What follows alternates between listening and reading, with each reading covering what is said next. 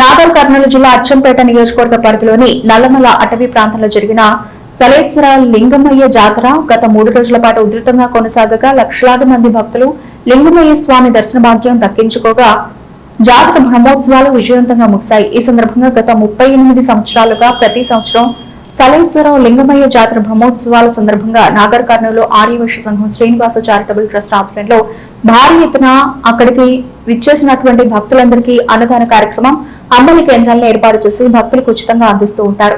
అలాగే మండల పరిధిలోని పెద్ద ముద్దునూరు గ్రామ యువక బృందం ఆధ్వర్యంలో కూడా గత 10 సంవత్సరాలుగా భక్తులకు అన్నదాన కార్యక్రమాన్ని కొనసాగిస్తున్నారు. ఈ సందర్భంగా జాతర బ్రహ్మోత్సవాల ఆఖరి రోజున పహారాబాద్ అటవీ ప్రాంతంలో దురదృష్టవశాత్తుగా అగ్ని ప్రమాదం జరిగి మంటలు చెలరేగుతూ కిలోమీటర్ల మేరకు అటవీ ప్రాంతంలో మంటలు విస్తరిస్తూ వందలాది కొద్దిగా వివిధ వృక్షాలు కాలి బూడిదైనట్టుగా తెలుస్తోంది. ఈ నేపథ్యంలో వెంటనే స్పందించిన ఫారెస్ట్ అధికారులు ఫైర్ ఇంజిన్లతో మంటల్ని అదుపు చేసినప్పటికీ అటవీ శాఖకు అప్పటికే భారీ నష్టం వాటిల్లినట్లుగా తెలుస్తోంది. అలాగే ఆఖరి రోజు సాయంత్రం జిల్లా అదనపు కలెక్టర్ శ్యామ్ ప్రసాద్ లాల్ నాగర్ కర్నూలు పట్టణంలోని ఆర్టీసీ బస్టాండ్ లో ప్రత్యేక బస్సులను పరిశీలిస్తూ ప్రయాణికులతో కలిసి వారికి అందుతున్న సౌకర్యాల గురించి ఆయన అడిగి తెలుసుకున్నారు.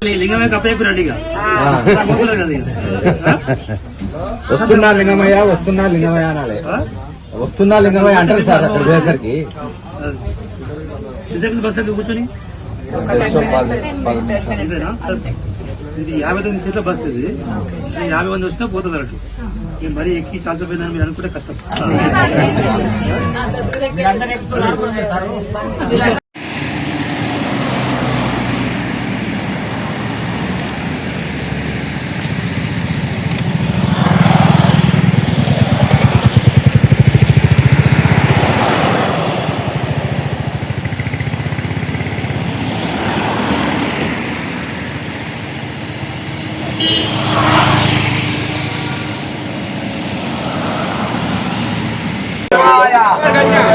పెద్దముద్దూరు వారి సలేశ్వర క్షేత్రంలో అమ్మలి తెలంగాణ ఎనర్జీ బూస్ట్ భక్తులందరూ కూడా స్వీకరించాల్సిందిగా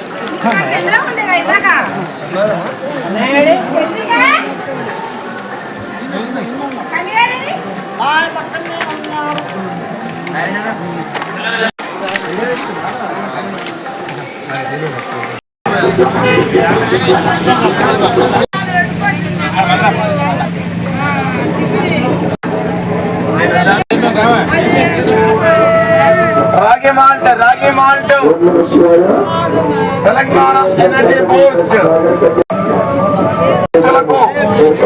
అమ్మలి ఇవ్వబడును. భక్తులందరూ కూడా స్వీకరించాల్సిందిగా కోరుతున్నాము.